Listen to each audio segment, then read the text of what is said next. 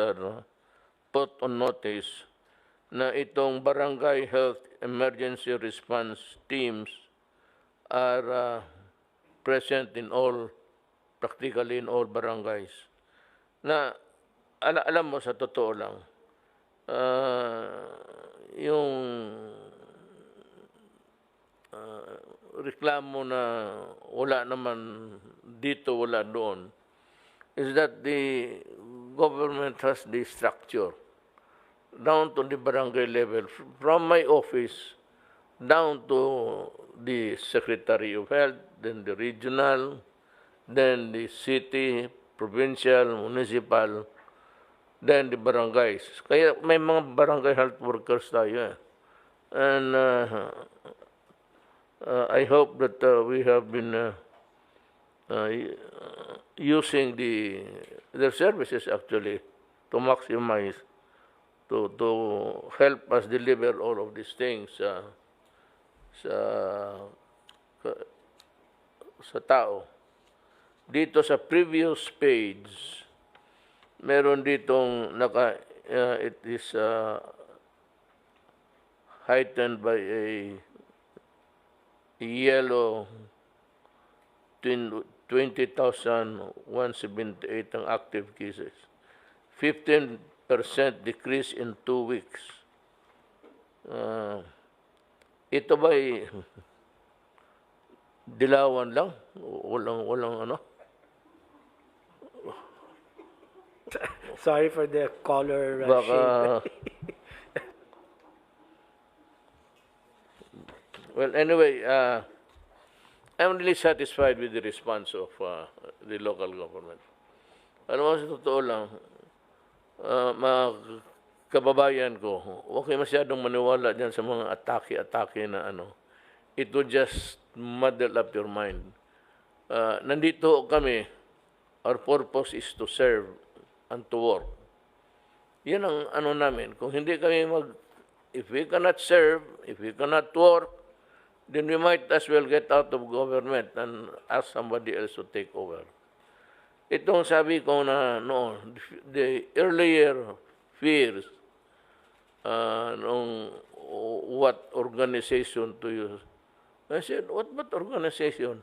Government itself is one big organization. And government is really a government, an organization, dedicated to the needs of the people. Hindi na kailangan yan. Kaya ito nandito na ngayon. We're using the barangay health workers. Di ba may bayad yan sila? Meron po silang allowances, Mr. President. Yeah, kaya nga. It's not the money, but that they're also, they get a little for the efforts that they are doing for the community where they live. Now, on other matters, gusto ko lang malaman ninyo, nakinig na kayo that for the rest of the Philippines, it's a modified general community quarantine, and the country which have to remain in the status of general community quarantine were named already. I hope you got your sites correct there, because especially now that the classes will finally start, I cannot, Secretary Briones is one human being na talagang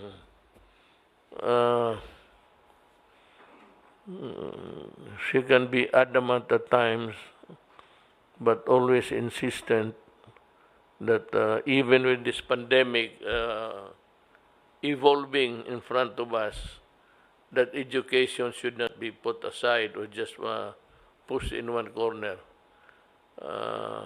Para sa kanya, the way I say it is that you fight your COVID-19 and I will do my own thing. So we have to,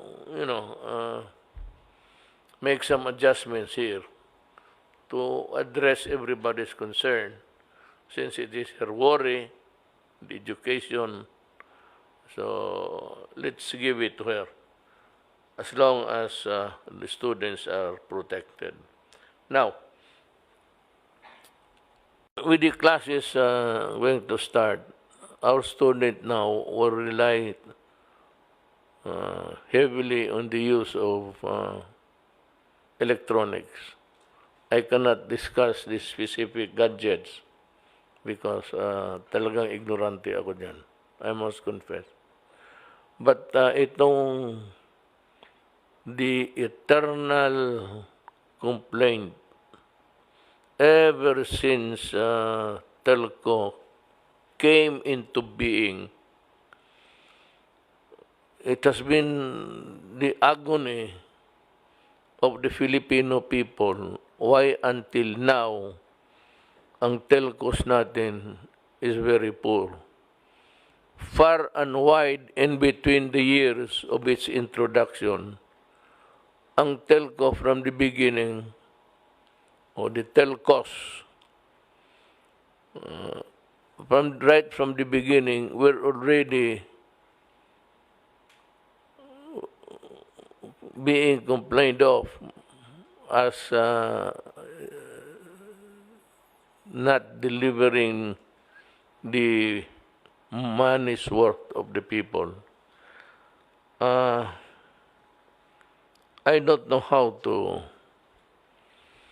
go about this, but I just appeal to yung mga telecommunications to can you do a better job? Is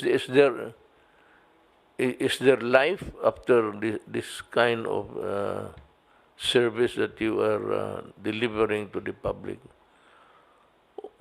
Kasi kung kaya ko lang na mag-isang salita nandiyan na kaagad, matagal na itong tapos itong problema ng Pilipinas. And even in the matter of, sometimes the operations or expansion of telcos are hindered by the so many requirements from the barangays down, and ito namang community. Well, of course, you have every right. Every citizen has the right to air his grievance. But maniwala kayo, wala naman itong talagang let the telcos do their job, allow them to build the structures, towers, if you may, para naman ma-improve nila. It's a chicken and egg thing, which comes first. So, your cooperation or the seal of the telcos to do better. Yung iba, well, for one reason or another, hindi naman lahat.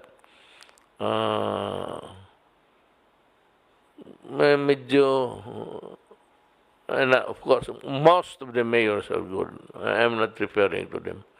I'm referring sometimes to the locals, barangay, making it hard for the telcos to improve.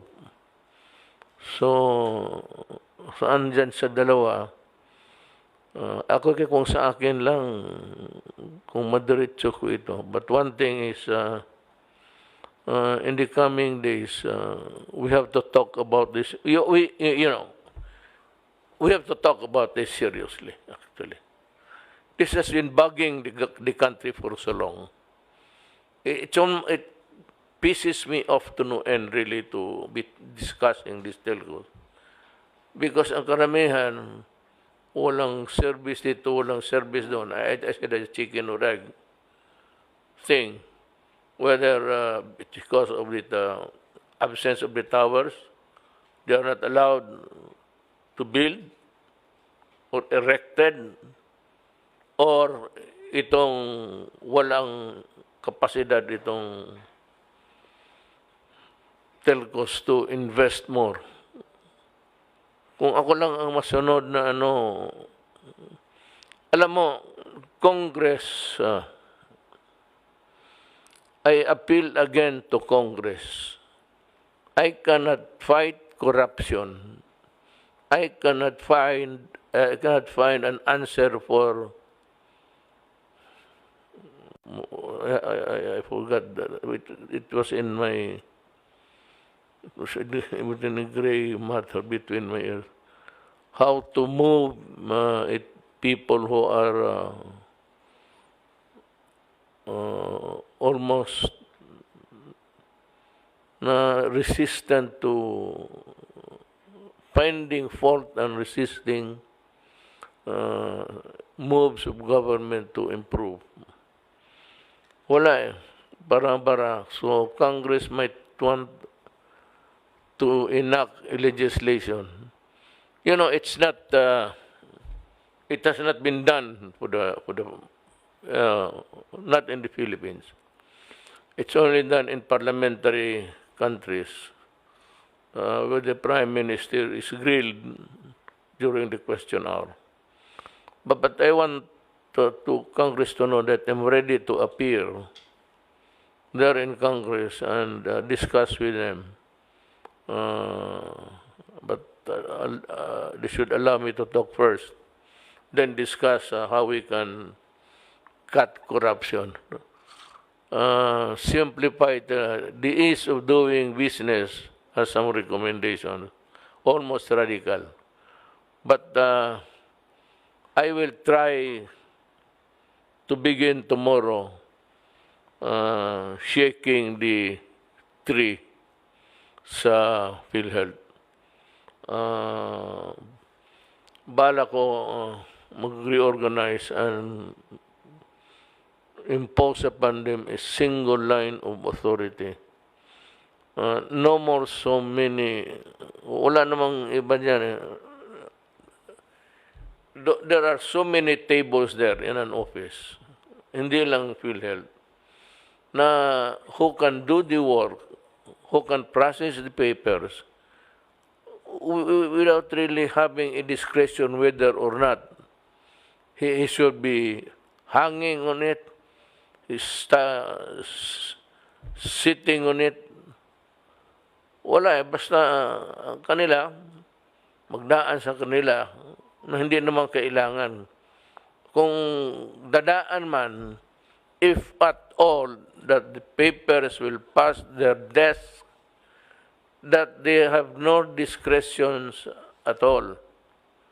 So, ang sabi ko sa Congress, limitahan natin. 3 days. That's enough. I'm sure. Otherwise, you guys are not doing your work. I mean, 3 days, if you really put your heart into it and work hard, you can finish the job, or let us say, even 1 week. But yung months and years, I will name the office probably towards the end of the year. Yung na may application na umabot ng 2 taon, putang ina ninyo magbantay ko, mumurahin ko talaga kayo. I will name you in public and put you to shame that I am suspecting that you are waiting for some remuneration that is not due you. And you are not doing anything. Naghihintay ka lang ng pera. Basta kung may magreklamo, I encourage the citizens to, dito gusto ninyo, I don't know how long this program would last, but if you really want to have your complaints, you write me a letter and I will read it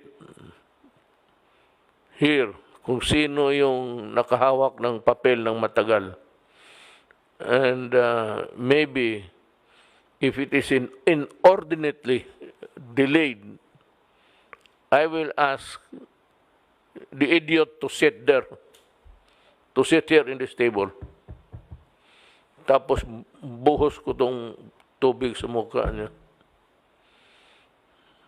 You better come up with an explanation that is really good to hear. Because pang wala na ko ng pasensya, na bastusin talaga kita. Or Congress can call me and we will discuss. I do not have any qualms about you setting up oversight committees. That is good. More people watching the people's money, the better. Wala akong ano dyan sa sabihin ninyo intrusion into the domain of the separation of power, because it's legit. You can do it, and you can make it stricter and more hard for people to. Wala eh. Sabi ko nga sa ayaw ko kung sabihin ko ito sa inyo.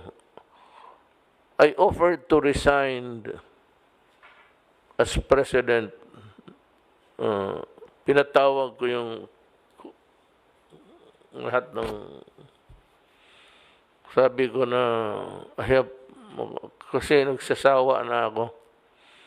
In my years of government, wala nang katapusan itong sa mayor. But being mayor is just a small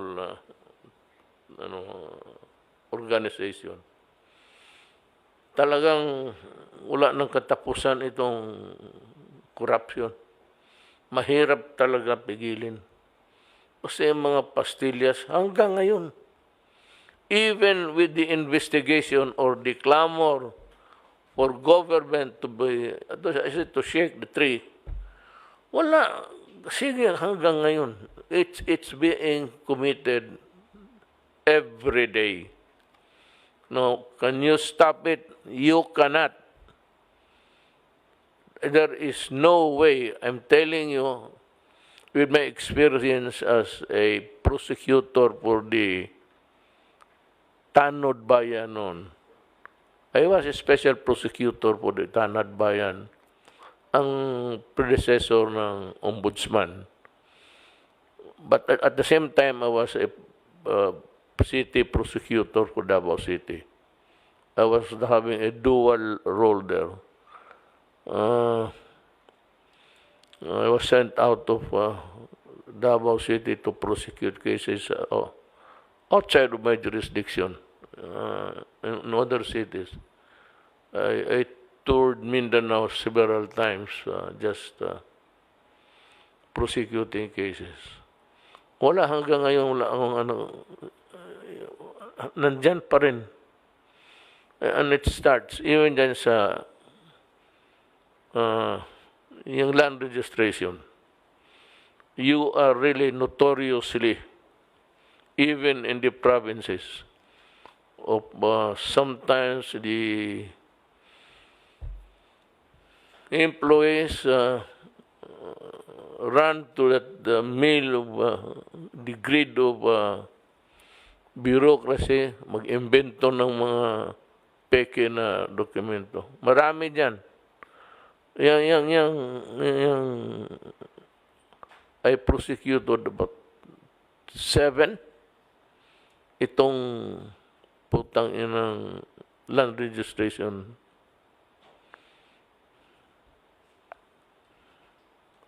In fairness to Secretary Guevara, he was not yet around at that time. Bago lang yan siya ngayon. But sa Muntinlupa, ganon rin. Alam mo, panoorin nyo yung sine. Netflix. If you do not have it, find your neighbor that has one connection with the internet. What is really appalling, I cannot seem to fathom, hindi ko maabot ang rason, why the drug syndicates of almost all over the world is run by people who are in prison. Kagaya ng Amerika, ganun, di mafia. Itong dito sa Pilipinas, yun, galing dito. They do not really bother about, because in the end, they can buy their freedom and go out. Ngayon sila na not so concerned of how many tonelada ang... Kasi kung ako lang, kung mahuli kita, dali na kita doon sa Bonifacio o sa madilim na lugar niyan, I will hang you. I will not waste the bullet. Mahal ang bala ng M16 ngayon. Kailangan ko pa ng gera and fighting this komunista, isa pa rin.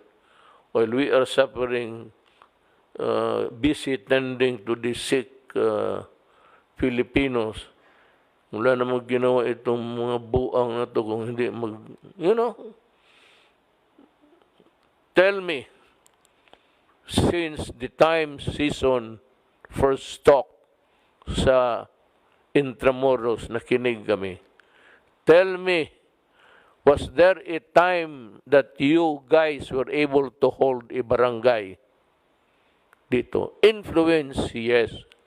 Because tinatakot ninyo pagkagabi na.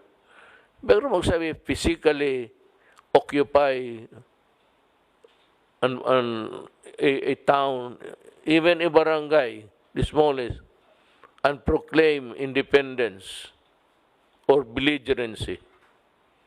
Tell me, kayong mga Pilipino, kayong pumapasok pa, putang ina ninyo, mamamatay na lang kayo, iniiwan ninyo pamilya ninyo. Kaya ako nagalit nung sabi ko nga itong mga babae na ito, that led to that cry for women's Bisaya yan. It's an idiom sa Bisaya, yung mga ganon, yung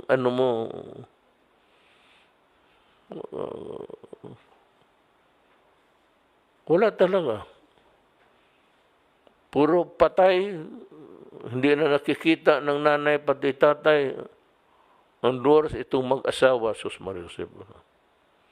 Hindi ka naman kailangan ng pagkaganon, alisin ko na lang yung mga national high school dyan sa malalayong lugar.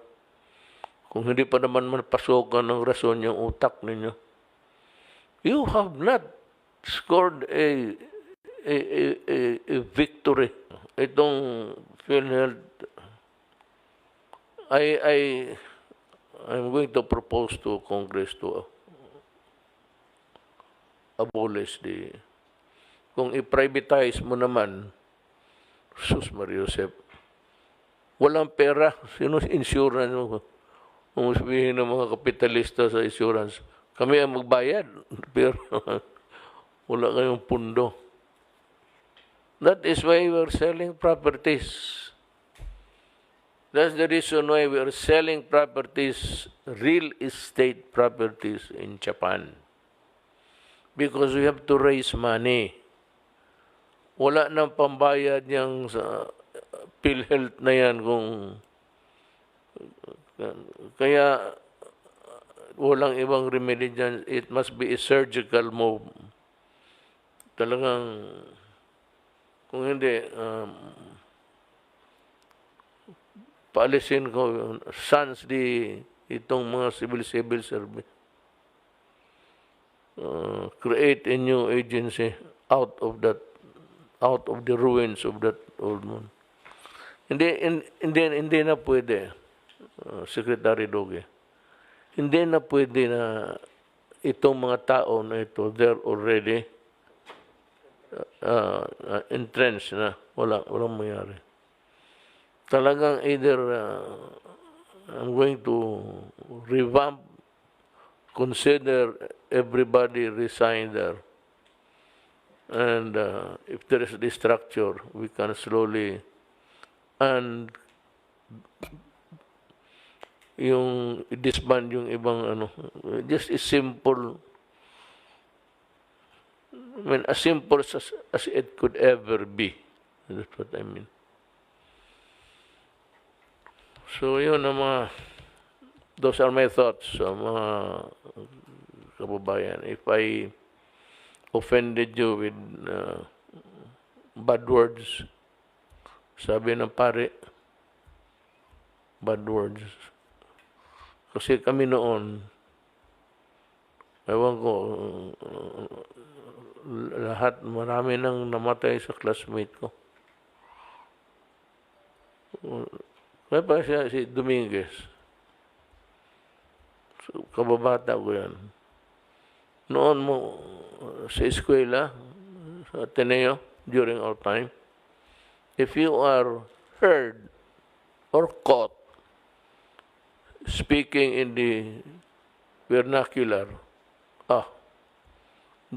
jogging ka tawag. Jogging is 1,000 words after school. You are detained there. I will not talk and I will always talk in English.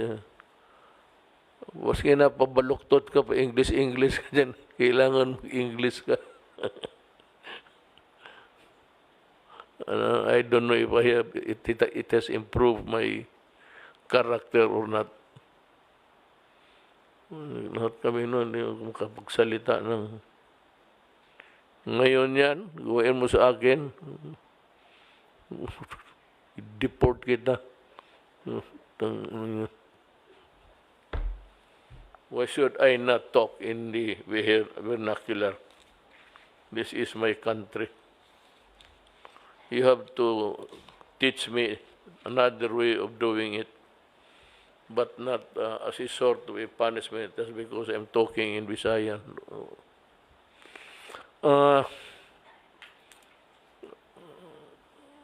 Yun lang po. Telco, it's school time. About a good percentage of our studentry are really dependent already on itong mga Facebook, and whatever learning that they could get from there. Pero dyan din ang, democracy comes with a price. Kita yung sinabi mo niya kanina, may nagbabastos. It originated from a parang parochial private mga madre. So, ayan, I'm not, hindi ko naman sinasabi madre. Gagaling lang doon. I was being asked kanina by kami nag-uusap kung what sort of punishment. So, if minor, we'll have to deal with a minor. Minor is a minor. Pero kung matanda na yan,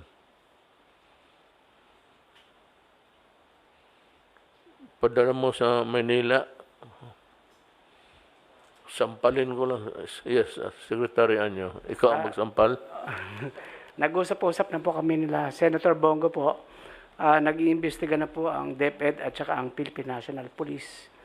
At magbibigay po kami ng aming rekomendasyon. Maganda po talaga na tuluyan ang kaso ito para wag pong pamarisan. You know why? It is, the Facebook is as wide as the universe. Ang use yan, it can create, lahat bastos, create trouble, or wala nang magawa. It has opened a Pandora's box. Lumalabas na lahat ng lahat ng kaputahan na maisip ng tao ay ilagay niyan. It has opened the Pandora's box, and I think that we should be stricter, more open. At itong Facebook naman, I just, from what I have learned in the past days, na pati yung advocacy ng gobyerno tinatanggal. So what's the purpose of you being here? If government itself, Facebook, listen to me. We allow you to operate here, hoping that you could help us also. Now, if government cannot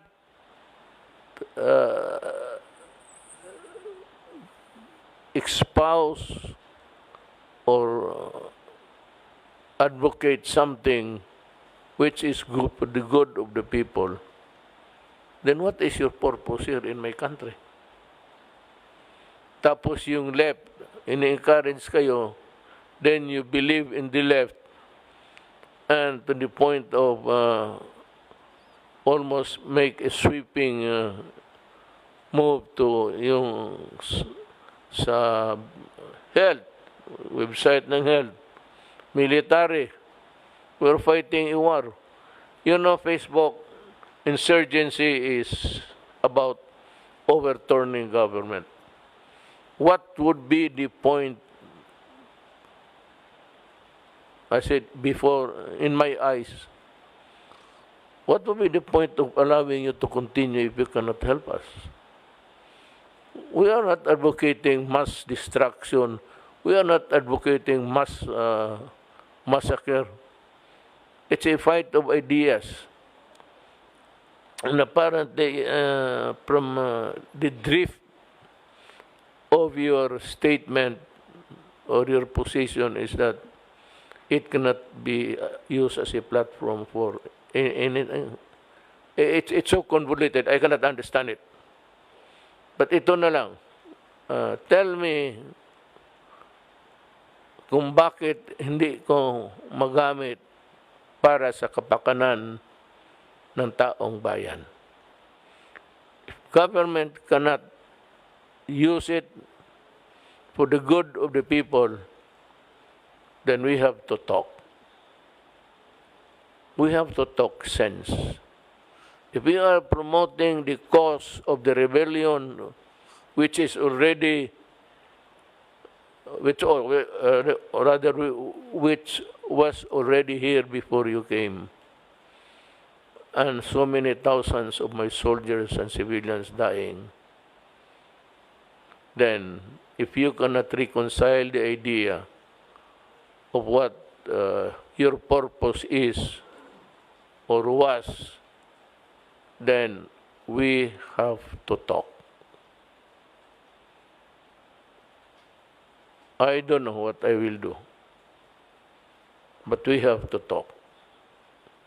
Hindi pwede na, you cannot lay down a policy for my government.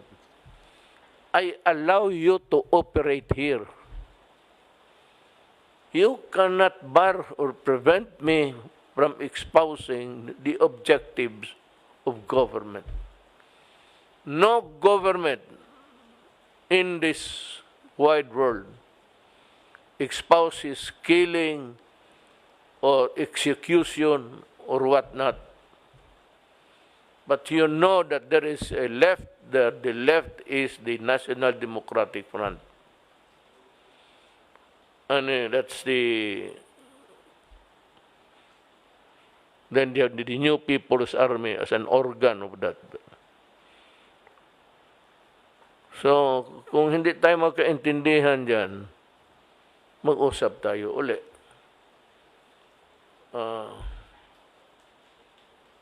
Is there life after Facebook? I don't know. Pero,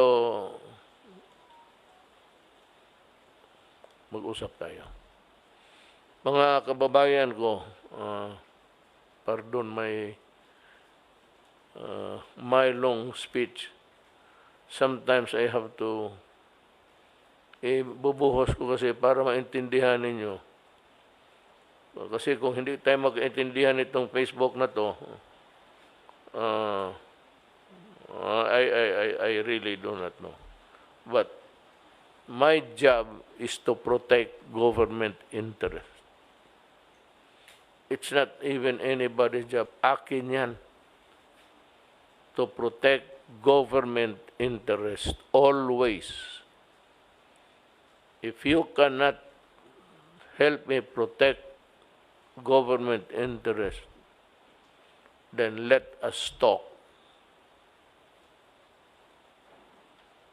We may or we may not find the solution. If we cannot, then I'm sorry. Mga kababayan ko, maraming salamat sa pagtangkilig ba yan? Tama? Pagtangkilig. Bisaya ang kilid is side by side. Pagtangkilig sa amin dito. At maraming salamat po. Magandang gabi.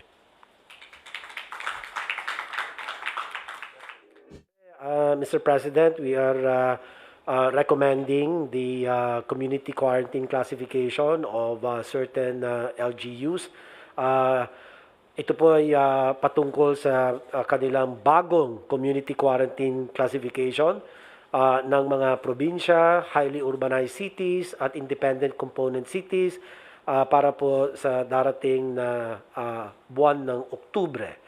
Ang pinakamataas na community quarantine classification ay MECQ. At para sa isang lalawigan, ito po ang Lanao del Sur, including Marawi City. At anim naman po ang isa sa ilalim sa GCQ. Ito po ang NCR, Batangas, Tacloban City, Bacolod City, Iligan City, at Iloilo City. Habang ang natitirang 78 na probinsya at mga highly urbanized cities and independent component cities ay nasa ilalim ng MGCQ. This is actually the lowest community quarantine status, Mr. President, just before it progresses into the new normal, so to speak. Para po sa Iloilo City, ang previous classification nila na MECQ ay ipapatupad na lamang hanggang sa katupasan ng September.